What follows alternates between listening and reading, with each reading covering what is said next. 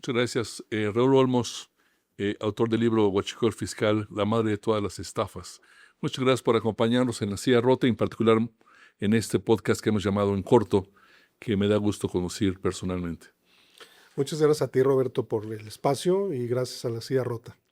Eh, Eres un periodista de muchos años que empezó en los estados, que empezó en Guanajuato, pero tus trabajos han sido publicados nacional e internacionalmente. Se me ocurre, y perdón por no entrar tan directamente, que tu trabajo le puede explicar al público en general para qué sirve el periodismo. ¿Por qué le damos o buscamos darle al público herramientas para tomar decisiones, para estar enterado, para supervisar a los funcionarios electos, ¿no? ¿Cómo te sientes como un periodista que ha logrado tan plenamente eso? Bueno, en particular en este libro, para mí fue una satisfacción abordar un tema complejo, un tema del que todo el mundo estaba hablando, pero que además involucraba asuntos de corrupción de altísimo nivel. Y cuando digo altísimo nivel, no nada más me refiero al poder político, sino también que toca al poder económico y que toca a organismos o organizaciones de el crimen, ¿no? El crimen organizado, cárteles de la droga, ¿no? Eh, Como era algo tan complejo, yo me fijé el reto de tratar de, por lo menos en una parte de los capítulos, tratar de hacer una parte un poco didáctica, de explicarle a la audiencia, a los lectores, en qué consiste el huachicol fiscal. Y entonces ese es uno de los retos que los periodistas luego tenemos, que no nada más hablemos de la complejidad del fenómeno, sino que tratemos de aterrizarlo, de hacerlo más comprensible, más entendible y sobre todo cuando abarca tantos entes de poder como este caso concreto, ¿no? Sí, pero cuando los políticos critican a los medios, cuando le buscan restar legitimidad, eh, incluso humanidad, ¿no? Porque los periodistas somos como cualquier trabajador y a veces estamos trabajando en condiciones muy delicadas, muy riesgosas Así y es. con muchas privaciones, ¿no? Y a veces los políticos critican a los medios sin entender precisamente nuestro trabajo. Pero este libro podría llamarse El Huachicol Fiscal, todo lo que usted quiere y necesita saber de la pudrición de un, yo diría, Raúl, hasta de un sistema, digamos, porque pienso mucho leyendo en el libro en Colombia, y cómo hay tantas novelas incluso que hablan de que el crimen organizado fue penetrando tanto en la sociedad, ¿no? Claro. Afectando grupos empresariales, afectando al sector magisterial, a los curas, virtualmente a todos los sectores, que llegó un momento era que parecía que era imposible destrabar todo este nudo gordiano que se producía en torno al crimen organizado con la complicidad de políticos, de empresarios y de muchos otros sectores. Tu libro lo abres con una frase o una referencia demoledora del presidente, el entonces presidente López Obrador, muy en el arranque de su gobierno, diciendo, nada que el presidente no está enterado de los grandes negocios, ¿no? Nada que el presidente lo engañan sus colaboradores, que no le ayudan. No, un presidente de la República está enterado de todos los grandes negocios. Le gustó tanto la frase que la repitió en diversas ocasiones, en distintos lugares, más allá de su mañanera. De tal suerte que a lo mejor el señor López Obrador se ha tragado sus palabras, pero ahora es imposible no reclamarle si nos sale con que no estaba enterado, muy particularmente del huachicol fiscal, que no estaba enterado que su jefe de oficina, el señor Romo, participaba en el lavado de dinero de muchas formas de crimen organizado, de acuerdo no solamente con señalamientos de Estados Unidos, sino también con investigaciones mexicanas. ¿Qué, qué decir de este presidente que asegura que un presidente de la República está enterado de todos los grandes negocios a la luz de tu libro? Bueno, a mí me interesaba arrancar con esa frase porque es una forma autoincriminatoria. Él mismo, de alguna forma, no puede eludir esa responsabilidad que como mandatario tenía de estar enterado de, sobre todo, de las grandes cuestiones. Y este caso, el huachicol fiscal, fue un gran caso del que estuvo enterado. En el libro se documenta de manera muy puntual cómo se reunían en la Secretaría de la Defensa Nacional y en la Secretaría de Seguridad Pública cada semana distintos integrantes de su gabinete que a su vez le comunicaban a él los acuerdos y hallazgos que ahí se exponían. ¿Qué se trataban en esas reuniones? Bueno, en esas reuniones se tenía un panorama muy detallado, semana a semana, de cómo iba evolucionando esta problemática del huachicol fiscal, y no nada más cómo iba evolucionando en volúmenes de combustible que estaba ingresando ilegalmente, sino además de quienes participaban en esta trama. Ahí se daban nombres de empresas, nombres de personajes, puertos de entrada, aduanas por las que se estaban volviendo una especie de coladera, ¿sí? Instancias de gobierno involucradas en actos de corrupción. Es decir, se tenía un panorama detalladísimo de cómo se estaba ocurriendo. Días o semanas o meses del gobierno de López Obrador. Desde los primeros días, semanas, y le fueron dando seguimiento y de esto enteraban al presidente. De manera que esto cobra sentido, la frase, esta con la que arranco el libro, cobra sentido porque efectivamente el señor presidente López Obrador estaba enterado de toda esta trama de corrupción y sin embargo no se hizo nada hasta marzo de 2025, cuando se dieron acciones concretas, yo diría muy fuertes, de ataque a esta problemática. Y no diría yo que fue gratuito, no fue porque haya sido una decisión de la presidenta Claudia Sheinbaum, sino debido a presiones internacionales de que era algo inocultable lo que estaba ocurriendo y que incluso estaba involucrando a grandes cárteles del narcotráfico en esta trama de corrupción, ¿no? Tú mencionas, consignas en tu libro, investigaciones por parte de la Fiscalía General de la República, entonces encabezada por Alejandro Gertz Manero. Así es. Testimonios, declaraciones desde los 2020 más o menos, de muchos personajes, incluso personajes como testigos protegidos, un señor santo por ahí, que resultó un funcionario militar. ¿Qué pasó entonces con Gertz Manero? No se quiso avanzar, él mismo amarró la investigación. Se dice que protegía los intereses de Rafael Ojeda, el entonces secretario de la Marina. Desde la presidencia de la República se le frenó. Para mí el punto, a lo mejor te digo que adivines, porque me vas a decir, pues no sé, pero lo que es un hecho es que Gertz Manero tuvo enorme volumen de información sobre este negocio y virtualmente nunca hizo nada. Bueno, hay elementos, no se trata de adivinar, pero hay elementos que muestran que se le estaba dando un uso político a la justicia, ¿sí? En el caso de Gertz Manero, alineado a los intereses del presidente en turno, López Obrador. De manera que incluso en el expediente tan sonado de los marinos, hay elementos que apuntan a ello. Hay una parte que a mí me pareció particularmente delatora. Cuando se refieren a un hijo del presidente, un testigo se refiere que un hijo del presidente ya había llegado a un arreglo con Harfuch, ¿sí? Para ese asunto, que es el asunto del huachicol fiscal. Si uno lee con cuidado ese expediente, se da cuenta de que en ese momento se corta abruptamente el interrogatorio y cambian de tema, ¿sí? En lugar de que el interrogador trate de profundizar y decir, a ver, ¿a qué acuerdo te refieres? ¿A cuál de los hijos del presidente te refieres? Porque tiene 4. ¿A cuál de los 4 te estás refiriendo, no? Y le dan vuelta.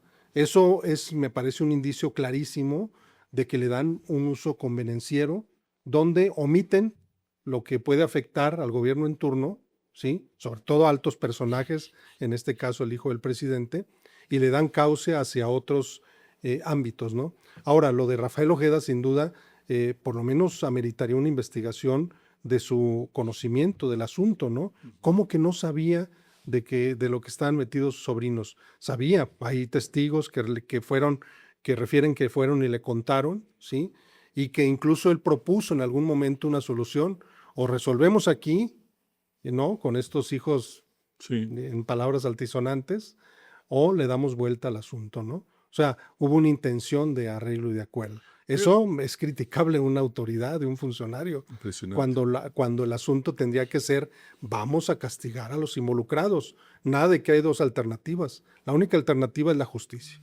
Sí, es un libro sobre el encubrimiento, fundamentalmente. Así es. La historia de Huachicol Fiscal es una historia sobre encubrimiento de personajes públicos, de empresarios, de políticos, y roza o golpea a la familia presidencial de López Obrador. Así es. Esa frase me encanta, es un libro del encubrimiento porque toda la trama del huachicol fiscal implica encubrimiento. Encubrimiento de personajes políticos, pero también de personajes del ámbito económico y también del crimen organizado, que los dejaron hacer, los dejaron actuar, los dejaron pasar durante años a través de esta política del abrazos, no balazos. Me parece que eso habla pues de una política que se siguió de tolerancia hacia crímenes tan evidentes como fue el del huachicol fiscal. Claro, lo vimos desde el principio del gobierno también. El presidente López Obrador, el expresidente López Obrador, decidió que las aduanas del país iban a ser controladas por representantes de las Fuerzas Armadas. Por el ejército, en lo que se refería a lo que se refiere a las aduanas terrestres, como una frontera, y por la Marina, en lo que se refiere a las aduanas marinas. A la luz de tu libro y a la luz de lo que hemos podido saber, el problema no solamente no se eliminó, no se atajó, sino se agravó. Pero dinos, ¿cuál es tu balance sobre esta experiencia de utilizar a militares en el manejo, en la supervisión, en el control, ahora sabemos, entre comillas, de las aduanas? Bueno, el balance que vemos es un balance oscuro, un balance negro, porque instituciones que en algún momento tenían el respeto de la sociedad, como la Marina, como la Sedena, pues ahora está dañada, está manchada por la corrupción. Se le dio tanto poder a las Fuerzas Armadas que terminaron por corromperlas. Tenían tanto dinero a su disposición, tanto poder que se les daba a los mandos, que terminó corrompiéndose desde arriba y permeando hacia los niveles más bajos.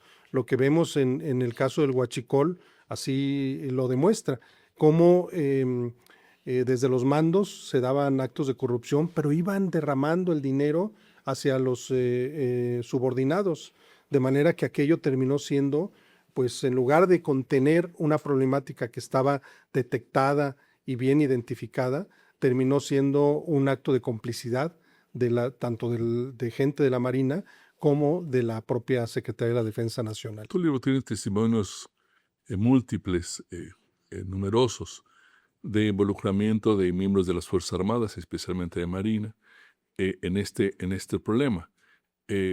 Muchos personajes, muchos mandos medios, altos. Sin embargo, hasta ahorita solamente nos han dejado saber, a la mayoría de los mexicanos, que a lo mejor el asunto fue un par de sobrinos traviesos del almirante Rafael Ojeda, los hermanos Farías Laguna, que se habrían puesto a hacer este tipo de negocios y que tanto podrían haber hecho. Eran chicos inquietos. Pero no, esto es una cosa que tocó hasta la médula de la Marina.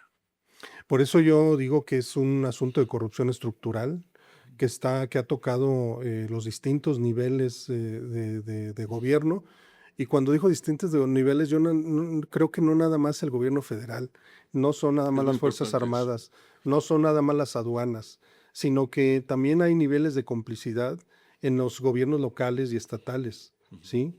Porque para distribuir, imagínate, para distribuir los volúmenes de miles de millones de litros, yo estimo que más o menos son 130,000 millones de litros los que se introdujeron en 6 años ilegalmente, ¿sí? ¿Qué porcentaje que eso representa de ese estaba en el buque tan famoso Porción? No, seguramente un porcentaje muy pequeño. Es un porcentaje chiquitito, del 0%. Menos del 1%. 0.1%, una cosa mínima. Cacahuates comparado con el gran volumen, ¿no? Tú dices que Estados Unidos presionó hasta llegar a un momento que ya no se podía controlar y encubrir esta enorme complicidad en torno al huachicol fiscal.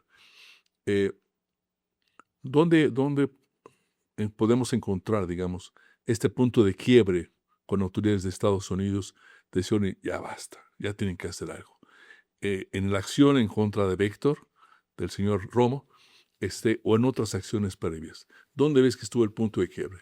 Bueno, me parece que un punto de quiebra importante es cuando Estados Unidos, el gobierno de Trump, empieza a referir que los grupos del crimen organizado, los cárteles de las drogas, son grupos terroristas, ¿sí? Que amenazan la seguridad nacional de Estados Unidos. Y cuando identifica el Departamento del Tesoro que el tráfico de combustible se ha convertido ya en la segunda fuente de ingresos de los cárteles de la droga. En ese momento es como una alerta de decir, cuidado, tenemos que cortarle ese suministro de recursos al crimen organizado porque está dañando a la sociedad estadounidense. Ese es un poco Sí. el discurso del gobierno estadounidense. Entonces, esas presiones de no nada más se trata de combatir las drogas, sino también las fuentes de Pero a partir de esa financiamiento. denuncia todavía tomó meses antes de que hubiera un golpe importante, como este caso del buque, Claro. ¿no? Pero esos son, digamos, presiones que se van dando y que van fortaleciéndose, vamos, ¿no? Hasta terminar en una acción concreta como la que se vivió en el caso, por un lado en Ensenada y por otro lado en Tampico. Muy bien. Tú mencionas, y va en la misma línea que trataba yo de plantear, de que todo el cuerpo político, a veces todo el cuerpo social incluso, acaba siendo podrido por el crimen organizado cuando hay impunidad, cuando hay encubrimiento. Eh, en el caso incluso del buque este detectado, está documentado de que la incautación fue tal vez semanas antes de que se hiciera pública. Claro. ¿Qué crees que pasó o qué reportes tienes de lo que pasó entre la incautación y el anuncio espectacular que supuestamente abría la puerta al conocimiento de qué tamaño era el problema? Bueno, ahí hay un asunto muy grave y qué bueno que lo refieres, porque entre ese anuncio espectacular de un decomiso histórico de 10 millones de litros, hubo un inter de varios días donde se permitió que una gran cantidad de tráilers entraran a la zona portuaria y descargaran un volumen muy considerable de al menos otros 10 millones de litros De ese mismo buque. de ese mismo buque. Entonces se toleró que extrajeran la mitad de la carga y fue una parte la que encontraron en Altamira, sí, en patios de Altamira. Y otra parte no, otra parte agarró carretera rumbo al interior de la República, de manera que se empezó a distribuir. Ese gran decomiso en realidad fue un gran robo, porque la mitad se decomisó, pero la otra mitad las autoridades toleraron que se extrajera y que fuera comercializado por las empresas involucradas, en este caso Intansa, que la propia Fiscalía General de la República ha referido que es una empresa ligada al cártel Jalisco Nueva Generación. ¿Esa empresa descargó el barco? Esa empresa es la que realizó la importación, Sí. y una serie de empresas transportistas, entre Sí. ellas Mefarfletes, otra de las involucradas o ligadas con el cártel Jalisco, llegaron, hicieron la descarga masiva y agarraron carretera para empezar a distribuirlo. De manera que sí, efectivamente, se logró el decomiso de una gran cantidad de combustible, detonó en un escándalo, ¿sí? Sí. Pero la mitad se robó y la mitad fue tolerada por las propias autoridades mediante el pago de sobornos, lo cual también está documentado. Entre tus hipótesis está la de que todos estos negocios, y particularmente el del huachicol fiscal, ayudó a financiar campañas electorales, o tú dirías que pues tendríamos que hacer campañas electorales cada semana para tener ese tipo de gastos. ¿Estamos hablando de ese modelo, digamos, de esa estructura, o estamos hablando de algo mucho más complicado? Bueno, es algo mucho más complejo porque efectivamente una porción fue utilizada para campañas electorales, pero tomemos en cuenta que es tal cantidad de recursos la que se generaron a través de estos ilícitos. Estamos hablando de 600,000 millones de pesos en un periodo de 6 años, algo así como entre 100,000 y 120,000 millones de pesos al año. Pesos. Pesos, sí, Ok. al año. Pues eso derrama a una gran cantidad de personajes Sí. y de entes de poder, ¿no? Derrama en beneficio al crimen organizado, derrama en beneficio a un sector económico corrupto que se presta a este tipo de maniobras, derrama a políticos que se benefician con un ingreso ilegal, y beneficia también, derrama para campañas políticas. Eso está, hay indicios de que así ocurrió.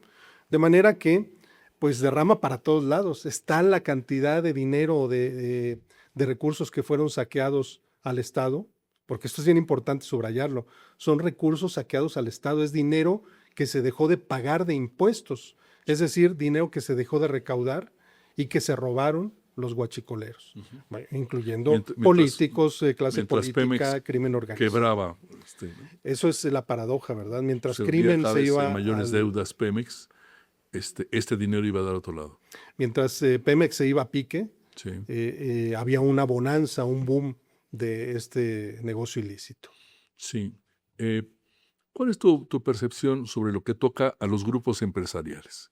Cuando hablamos de esto, todos nos fijamos en los políticos, en los gobiernos locales, federal, etcétera. Pero tú mencionas desde un principio a varios grupos empresariales.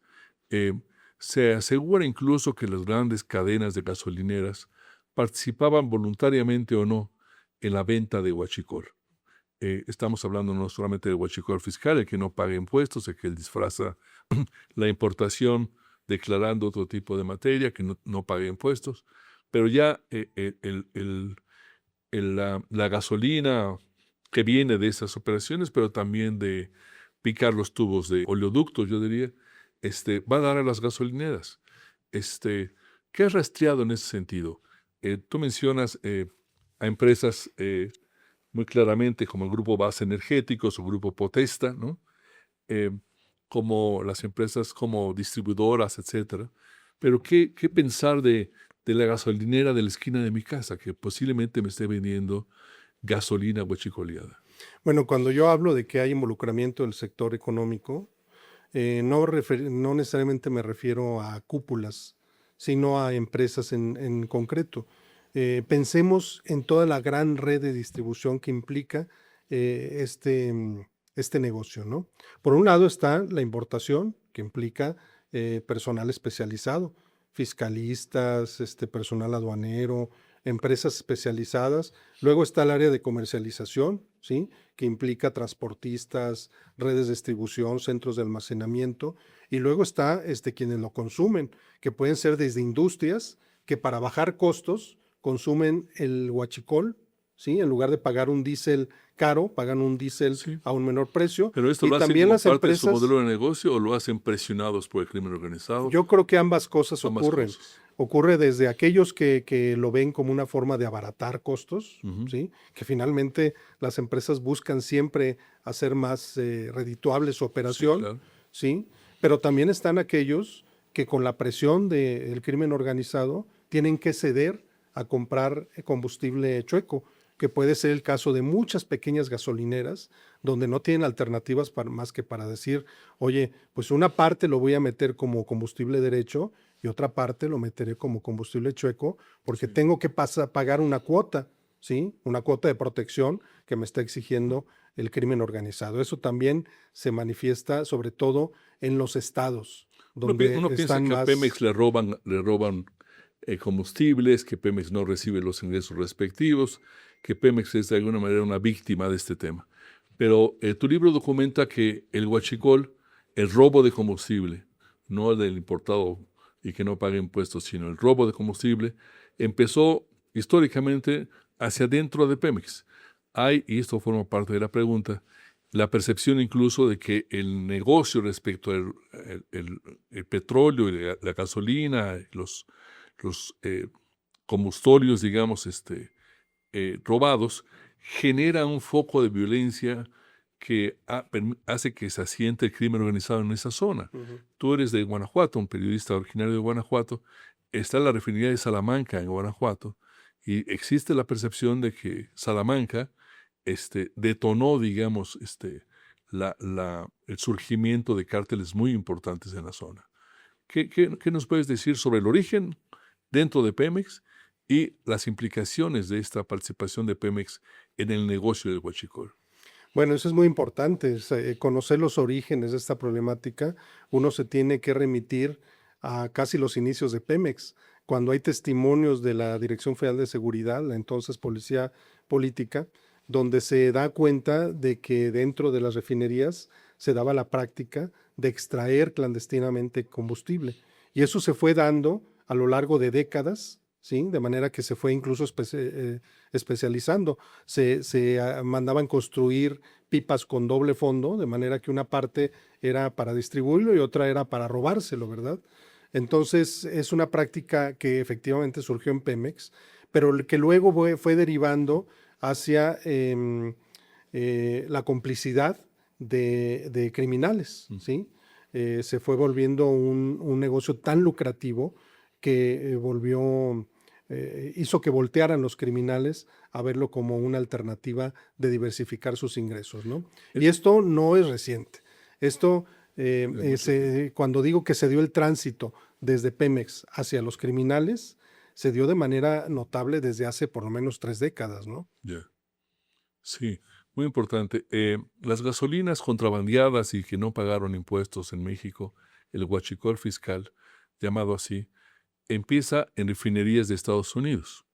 Tú tienes reporte de que la justicia norteamericana está haciendo su trabajo para combatir el problema en Estados Unidos, y me interesa mucho un enfoque que tú planteas en el libro, la posibilidad de que en esa ecuación también esté participando petróleo de Venezuela.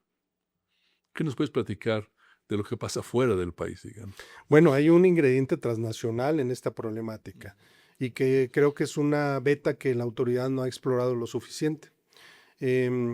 Resulta que, fíjate, hay un fenómeno que se está dando de robo de combustible a Pemex, que es exportado por grupos del crimen organizado a Estados Unidos y que va a dar a refinerías de Estados Unidos. Y luego, una vez que es refinado allá, regresa a México sin pagar impuestos. Como diésel, como gasolina, sin pagar impuestos en lo que conocemos el huachicol fiscal. De manera que se vuelve una cadena. Nosotros enviamos el petróleo crudo, nos lo refinan allá y nos lo regresan, pero todo con... Tú tienes noticia de detenciones por parte de los dueños de esas refinerías que están en distintos puntos de la geografía de Estados Unidos. Se han dado un par de golpes allá de personajes, de gente involucrada en esta trama, pero es insuficiente. Voy a poner un ejemplo, y un ejemplo que es incluso muy conocido, que tiene que ver con el buque, con los 2 buques decomisados, uno en Ensenada y otro en Tampico, ambos en marzo de 2025. ¿Sí? En uno, la factura la había emitido una empresa que se llama Icon, ¿sí? Y en otro, la factura la había emitido una empresa que se llama Heavy Transport, ¿sí? Ambas en Estados Unidos. Ambas en Houston. Okay. Y además ambas compartiendo domicilio en el mismo despacho en Houston. Sí, ¿sí? Tú lo escribes en una torre de ejecutiva, etcétera, ¿no? Cuando uno ve la factura que ellos emitieron, las 2 empresas, tanto Icon como Heavy, se da uno cuenta que la descripción que viene en la factura dice aditivos para aceites, ¿sí? No dice diésel. Y lo que introdujeron a México es diésel. Claro. Entonces la trampa viene desde allá. La mentira o el engaño. Pactada seguramente. Pactada con las empresas de aquí. De manera que ese ingrediente extranjero, ese ingrediente estadounidense, no se ha investigado a profundidad. Hemos dicho que la trampa se daba entrando en la aduana o en el puerto, cuando en realidad venía desde allá. Que está haciendo la autoridad de Estados Unidos para investigar esa parte de corrupción. Ahora, estas 2 empresas que yo te refiero, tanto Heavy Transport como Icon, las 2 eran intermediarias, eran comercializadoras. Ellas no producen petróleo ni producen gasolinas. No son las refinerías. No. Ellas a su vez le compran a las grandes refinerías. De manera que si queremos ver el panorama completo, otros actores ahí. Tendríamos que ver a las grandes empresas refinadoras. ¿Se atreverá el gobierno de Estados Unidos a tocar a estas grandes multinacionales? ¿O se quedará solamente con las comercializadoras, que son las que emitían las facturas? Yo creo que se quiere llegar a profundidad. Físicamente, ¿quién recibía ese petróleo desde México? Si el comercializador o la refinería directamente. Uno supondría que la refinería como tal. Claro. En el libro, y esta es mi última pregunta, Raúl, dejas como cereza del pastel un capítulo que describe cómo toca todo esto directamente a la familia presidencial del exmandatario López Obrador. ¿Qué nos puedes resumir sobre este enfoque? Bueno, en este hay un caso particular del cual se ha hablado muy poco, pero que me parece que apunta directamente por lo menos a un personaje central de la familia presidencial, que es bueno, un par de hijos del presidente López Obrador, que es Andy López Beltrán y Gonzalo López Beltrán. ¿Por qué lo digo? Porque resulta que hay una empresa establecida en Tabasco, ¿sí? Que se llama Portacelis Gas. Sí. Esta empresa fue constituida por el contador del mejor amigo de ambos hijos del presidente, que es Amílcar Olán. Está bien, es una empresa que estableció para importar combustibles, pero resulta que cuando uno revisa las importaciones que realizó, son recurrió pero los hijos aparecen en el acta constitutiva. No aparece en el acta constitutiva. El vínculo es Amílcar Olán. Amílcar Olán, en las grabaciones que hemos escuchado tan profusamente en medios, sí. incluyendo en Mexicanos contra la Corrupción, se han referido a ambos hijos del presidente casi como sus socios, ¿sí? Sí. De manera que hay algunos que interpretan que en realidad Amílcar Olán es una especie de prestanombres de los hijos del presidente. Bueno, esta empresa en particular recurrió a las mismas empresas que hacían operaciones de huachicol fiscal desde Texas, incluyendo Icon Midstream, esta empresa que ahorita está en el ojo del huracán en Houston, porque ya autoridades de Estados Unidos catearon sus instalaciones, decomisaron equipos de cómputo y hay operaciones probadas que Icon realizó con la empresa de el amigo de ambos, de los hijos del presidente. De manera que ahí puede darnos una gran sorpresa la investigación de la autoridad en Estados Unidos, que sea el vínculo directo con personajes de la familia presidencial. Se me estaba pasando, y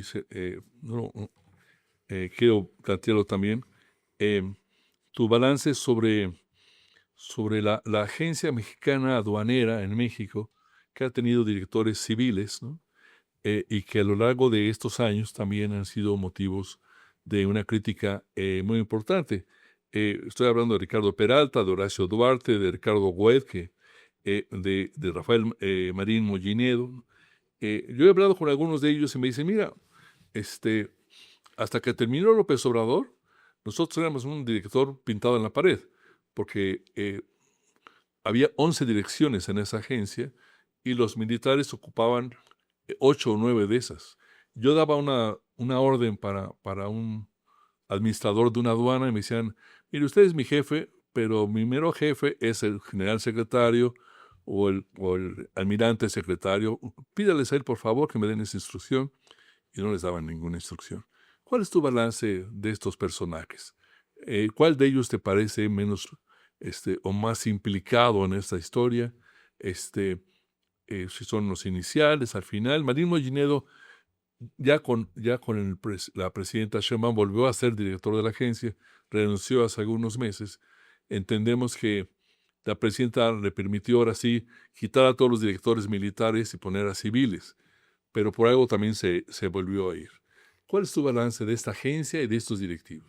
Bueno, hay por lo menos 3 personajes sobre los que yo pondría el ojo. Uno, Peralta. No hay que olvidar que en su gestión fue cuando se nombró, aunque por un corto periodo, a un hermano de Sergio Carmona como titular de una de las aduanas Reynosa, si no me equivoco, ¿no? En Tamaulipas. Sí. Eso me parece por lo menos intrigante, ¿no? Sí. Luego, también me parece que Horacio Duarte es un personaje central por la cercanía que siempre ha tenido con la familia presidencial, en concreto con los hijos, con el propio López Obrador.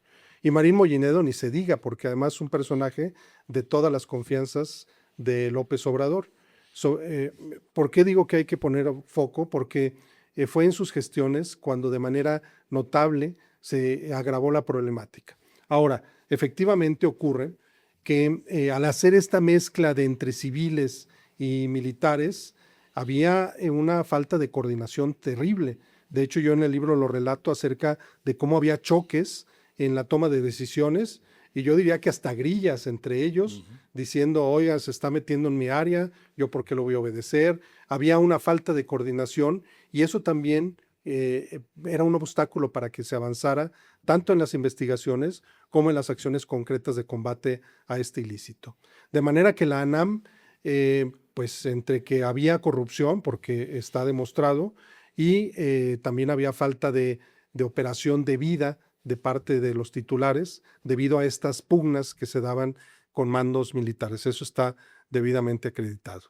Muy bien, ¿tú crees que esto está cambiando con el gobierno de la presidenta Sheinbaum o ves que todavía falta profundizar más o mucho más? Yo creo que se están logrando avances, pero insuficientes. Me parece que hay avances tímidos, tibios, diría yo, porque los grandes decomisos se dieron, se frenó de alguna forma la entrada de buques, pero no se ha visto avance en todas las mafias que había alrededor de este ilícito. Casi todo, si te fijas, se ha concentrado en el asunto de los marinos, que es el caso Tampico. Sí. Pero había otras mafias. Yo en el libro refiero una serie de mafias que operaban a través de redes de empresas pantalla, que realizaban importaciones de miles de millones de litros al año y sobre las cuales no hemos visto que haya acciones concretas ni de la autoridad de la FGR, ni de la autoridad fiscal, como para tratar de recuperar el dinero pues saqueado, ¿no? Omitido. Muy bien. Raúl Olmos, autor de este libro, Huachicol Fiscal, la madre de todas las estafas, periodista de muchísimos años, reconocido con premios a nivel nacional e internacional, director editorial, se me ha olvidado decir, del proyecto de Mexicanos contra la Corrupción y la Impunidad, que con mucha frecuencia hace investigaciones muy sólidas y muy importantes para el país. Muchas gracias por estar en La Silla Rota y en particular en este chat en corto. Muchas gracias a ti, Roberto, y gracias a La Silla Rota por el espacio. Un éxito para el libro. Gracias.